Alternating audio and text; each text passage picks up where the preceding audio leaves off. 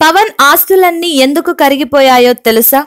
సినిమాల్లో క్రేజీ హీరోగా తన ప్రస్థానం కొనసాగిస్తూ ఓ ఉన్నత ఆశయం కోసం రాజకీయ రంగంలో అడుగుపెట్టిన జనసేన పార్టీ అధినేత పవన్ కళ్యాణ్ ఇప్పుడు ప్రజల మధ్యన యాత్ర సాగిస్తున్నాడు. ప్రజా సంక్షేమమే పరమావధిగా ఎంచుకున్న జనసేన ఇప్పుడిప్పుడే బలం పుంజుకుంటోంది. వచ్చే ఎన్నికల్లో గెలుపే లక్ష్యంగా పనిచేస్తున్నాడు. మొదటి నుంచి స్టార్ స్టేటస్ గల పవన్ ఇప్పటిదాకా 20 సినిమాలు పైనే నటించాడు. తొలి ప్రేమ చిత్రంతో ఆయన రేంజ్ మారిపోయింది. తమ్ముడు, బద్రి, ఖుషి చిత్రాలతో ఎవ్వరికీ అందనంత ఎత్తుకు ఎదిగిన పవన్ కి పవర్ స్టార్ బిరుదు కూడా ఈ సమయంలోనే వచ్చింది. ఏడాదికి కనీసం ఓ సినిమా చేసిన 25 కోట్ల వరకు సంపాదించగల పవన్ తనకు ప్రధాన ఆర్థిక వనరు సినిమాలకు గుడ్ బై చెప్పడం అందరినీ ఆశ్చర్యానికి గురి చేస్తోంది. మొదటి నుంచి విలాసాలకు దూరంగా ఉండే పవన్ తన సంపాదనను శ్రద్ధగా దాచుకున్నట్లు చెప్పవచ్చు.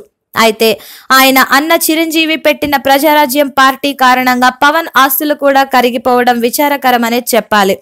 ప్రజారాజ్యం పార్టీ రాకముందు పవన్ ఆస్తుల విలువ 470 కోట్ల వరకు ఉండేదట.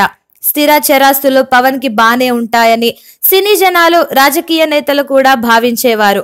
అయితే ప్రజారాజ్యం పార్టీ కారణంగా ఆర్థికంగా నష్టపోయిన వాళ్లను పవన్ ఆదుకున్నాడని ఎప్పటి నుంచో టాక్ వినిపిస్తోంది. అంతేకాదు, తన సినిమా ఫ్లాప్ అయితే రెమ్యునరేషన్ వెనక్కి ఇచ్చేసిన డిస్ట్రిబ్యూటర్ల కోసం మరో సినిమా చేయడం లాంటి సందర్భాలు కూడా ఎన్నో ఉన్నాయి. ఇక తన దగ్గరకు సాయం కోసం వచ్చే స్వచ్ఛంద సంస్థలకు లేదనకుండా ఆర్థికంగా సాయం అందించేవాడని, ఒక్కోసారి ఇది కోట్లల్లో కూడా ఉండేదని చెబుతారు.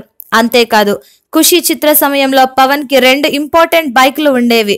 ఓ స్వచ్ఛంద సంస్థకు నిధులు అవసరమైతే వాటిని వేలం వేయించి వచ్చిన డబ్బు ఇచ్చాడట పవన్. ఇక ప్రజారాజ్యం పార్టీని కాంగ్రెస్ లో కలిపేశాక తన 2 బెంజ్ కార్లను కూడా అమ్మేసి స్కోడా కారుతో సరిపెట్టుకున్నాడట. ఆస్తుల్లో చాలా భాగం సామాజిక కార్యక్రమాలకు కేటాయించాడని, అది రేణుదేశాయ్కి నచ్చకపోవడం వలన విడిపోవడానికి దారి తీసిందని అంటారు కూడా. జనసేన పెట్టాక అయితే ఆస్తులు బాగా తగ్గిపోయాయి. చాలా స్వల్పంగా స్థిరాస్తులు ఉన్నాయని, పార్టీని నడపడం కష్టంగా మారిందని, అందుకే పార్టీ కోసం నిధుల సేకరణ చేస్తున్నట్లు తెలుస్తోంది. అయితే ఎన్ఆర్ఐలు ముందుకొచ్చి పవన్ కి సంబంధించిన ఆర్థిక లావాదేవీలు తామే నిర్వహించాలని డిసైడ్ అయ్యారని టాక్.